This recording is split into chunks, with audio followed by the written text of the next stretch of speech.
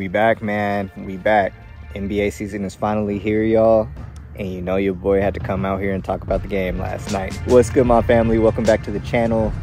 Alex here, back again with another video. Been a long time since I could say that, but we back for the new season. And we're going to give a quick little recap of what took place yesterday in the Kings versus Blazers game. I am in my hometown, Sacramento, right now, so I had a chance to go ahead and pull up and watch them boys in person. And man, felt so good just to be back at the Golden One Center. Arena was rocking. Everybody was excited. Everybody just has such high hopes for this season. Just new coach, new rookie coming in, just fresh start. Everyone's thinking playing like that's the team's goal. So it just feels good to kind of have some more hunger and just excitement back in the city. Disappointing loss last night. You know, we did lose 115 to 108 to Portland. It was a game I feel we definitely could have won and should have won. I don't want to make any excuses because, you know, a loss is a loss at the end of the day, but Portland did take a lot of free throws, and that was apparent from the start of the game. I believe they took 33. I have my numbers up right here. They took 33 free throws last night, y'all, compared to us taking 19. Now, I'm not one to usually blame the refs on games, but Kings were playing pretty good defense out there, and Portland definitely got rewarded a lot more than we did, and that was kind of the difference tonight. Just to kind of give you a backstory about Portland and how good they played, you would expect, okay, Portland wins, they put up 115 on the scoreboard, maybe Dame goes for 30, maybe he hits like 6 threes, something like that. Didn't happen tonight, y'all. You know, Dame really struggled as he's coming back from his injury. He only shot 5 for 18. He did manage to get 20 points, but it wasn't a good 20 points. He was 1 for 8 from 3, but he was 9 for 9 from the free throw line. And that's Dame, so I expect him to get to the line. But I don't expect Jeremy Grant to get to the line 13 times and make 10 of them. So I feel like that was kind of a big issue that we had with free throws. You know, Jeremy Grant put in 23. Josh Hart, you don't expect him to shoot 8 for 11 and give you 19 points, but he had a good game. Anthony Simons, efficiency-wise, he was only 9 for 22, but he managed to drop 22 points. And that was about it. You know, Shaedon Sharpe, the rookie, didn't look bad at all. You know, there was some talks that he may get picked up by the Kings over, you know, we thought Jaden Ivey was probably the consensus number 4 pick, not Keegan Murray. So there was some talks that Shaedon Sharpe would get picked number 4, and he actually looked good. You know, we didn't really get to see him in college, so there wasn't too much tape. But after watching him play, I'm like, okay, I see why this guy did have a lot of hype around him. So he looked good, but other than that, nobody on Portland really gave you anything. Justice Winslow, it was nice to see him back on the court. He did put up 11 off the bench, which was decent. But Nurkic was quiet. He only gave you 8 points. Nasir Little didn't give you anything. Eubanks didn't give you anything. It was just a weird game overall, y'all. But let's talk about the Kings, because that's what we're here to really talk about today. We're going to talk about the things that I saw good first. De'Aaron Fox had an amazing game. One of the best games that I've seen this man play in a long time. He put up 33 points, 5 of 9 from the field. Or no, 5 of 9 from 3, I'm sorry. He did have 7 rebounds and 7 assists. However, he did have 8 turnovers. Like I said, we're going to talk about the good things first, so I'm not going to talk about the turnovers just yet. But overall, De'Aaron played one of the best games that I saw him play in a long time. Didn't force anything. Everything just seemed like it was coming to him just easily tonight. So I was very happy with what I saw from him. Kevin Huerter, the ATL legend himself. You know, me living in Atlanta, I got to see Kevin Huerter play a lot these past few years, and I know he's capable of having nights like this. You know, he did put up 23 points. He did shoot 6 of 9 from 3. He was hustling on the court and just bringing some more energy that we haven't seen, especially from the shooting guard position, in a long time. I can tell he's going to be a fan favorite. I was telling my dad, because he got excited. He's like, man, I like this Kevin Huerter dude. I'm like, I like Brett too. Just know that just like he's putting up 23 points today, the next game he might only give you 10. So you just got to be prepared for him to be a little bit streaky. But overall, I like what I saw from Kev last night. The sad part is Fox and Huerter is really one of the few bright spots we really have. You know, Terrence Davis did come off the bench and give us the 14 points. He had a nasty putback dunk last night. Got a technical foul for, I guess, for flexing on Damian Lillard, I believe it was, after the dunk. That was a stupid call itself. Other than that, the team didn't really give you much. So now I guess I have no choice but to talk about the negatives that took place.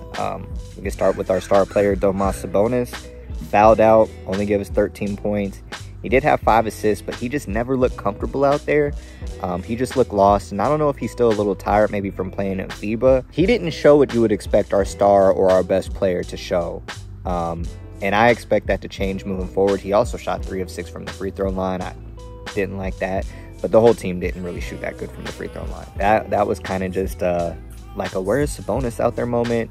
Keegan Murray didn't play, and KZ Okpala, I know he's out there for defensive purposes, but when your starting power forward is giving you 0 points, like, that's an issue. I know obviously we want to have defense with Mike Brown being our coach, but the team's got to score the ball. And if we're relying on our starting power forward to give you 0 points and just solely relying on Keegan Murray to come off the bench and do something, team's not going to be doing too good. Harrison Barnes, he did have 9 points, 8 rebounds, 4 assists, 4 of 8 from the field, but it was a Harrison Barnes game where it just never felt like he was out there on the court. Malik Monk, he only had 6 points. He shot 2 of 5 from 3. I expect him to get a lot more comfortable as the season progresses, and I'm excited to see what he can do. I think maybe when Huerter has slower games or isn't really shooting the ball too good, I think that Monk can go ahead and come in and kind of do what do what Kevin Huerter did for us last night. So I think that's going to be a good tandem. Davion Mitchell scared me a little bit, 1 for 8 from the field. We obviously know what he brings on the defensive side, but offensively, we do need our backup point guard to bring a lot more than that. I'm not going to lie, just running with the second unit. Richaun Holmes never looked comfortable out there. Trey Lyles took way too many threes out there tonight. It was just a very weird game. It felt like we should have won this game, honestly. There was a lot of runs taking place by both teams. It seems like in the beginning, Portland got off to a hot start, and then we closed the gap. And then at halftime, you're thinking, okay, Kings got a real good chance to go ahead and take the dub today. And then the second half comes. Portland goes out a run, and then we match that, and then the fourth quarter comes and we're in a neck-and-neck game, and it's also just a game of runs again. We take the lead, Portland takes the lead, and next thing you know, with 4 or 5 minutes to go, you're thinking that this is going to be a game down to a wire, and they just start hitting their free throws, and it's just an 8-point game at the end when you would have expected this to be maybe a 2-point game. I believe it was like 104 to 103 with 2 minutes left or 3 minutes left or something like that, and we just failed to close. That's one thing I also wanted to talk about. As much as I love De'Aaron, the turnovers was a huge issue, but also from a closing standpoint, I just don't think he's a good closer. I don't think he makes the best decisions when it is crunch time, whether it's time for him to shoot the ball or find the open man. I just don't think he's that guy, and I don't really see him being a franchise player or an all-star player that I think Sacramento kind of has hopes for him to be. Which is I'm kind of a little bit more high on Sabonis kind of being the leader and really establishing himself that he's the alpha on this team more so than Fox. So I was a little, I don't want to say surprised, but just more so disappointed just down the stretch how I saw our point guard handle crunch time with us. But hey, it is what it is. You know, this team does have a lot of bright spots to look forward to. We got Keegan Murray, who should be coming back shortly as he gets out of health and safety protocols. He's going to help a lot. I'm hoping Mike Brown isn't going to be stubborn and bring him off the bench for a month or 2 months. I think it's obvious that we need him to start right away. Like, we need another scoring power forward. And if you saw what he did in Summer League, if you saw what he did in preseason, it's obvious that this dude can hoop for real. And he's obviously our best power forward that we have on the roster.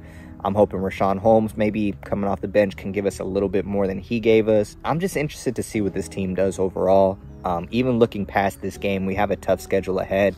I believe we play the Warriors soon, the Clippers soon, and a couple other teams too. So I can honestly see us being 0-5 to come out the gates, 0-5, 0-6.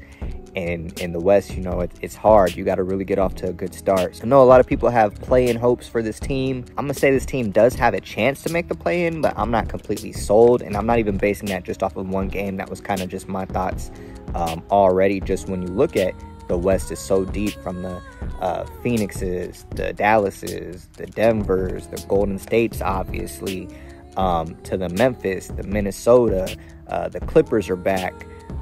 We got to see what a team like the Lakers does. We have to see the Pelicans. I didn't even mention the Pelicans yet, and that's 9 teams right there. There's only seeds 7 through 10 who make the play-in. So it's going to be hard. This team does have a chance. I'm just not sure if this is the year that we make it. We might be a year away, and next year might be our chance to really go all in. But I know we're not trying to hear that going into year 16 or year 17 of missing the playoffs. But overall, I'm excited for this season. I'm not too down on us losing this first game. I wouldn't be too up on us winning this first game. It is important, though, that we beat the teams that are kind of at the same level, if not lower than us. So we do have to make sure we are beating the Portlands of the world, the Utahs of the world, the Houstons of the world, the San Antonios, the Oklahoma Cities. Like, we have to beat up on these teams whenever we do play them if we do want a shot at getting one of those final play-in spots. So Kings fans, go ahead and let me know what you think down in the comments about this game. Were you satisfied with how the game went defensively? How do you like how we look having a defensive-minded coach? What do you expect us to improve on, and what are you kind of nervous about? So feel free to let me know down in the comments below. If you did enjoy this video, feel free to give me a like. Go ahead and comment, subscribe if you're new. I will come back for more basketball content in the future. Until next time, it's your boy Alex, and I'm out. Peace.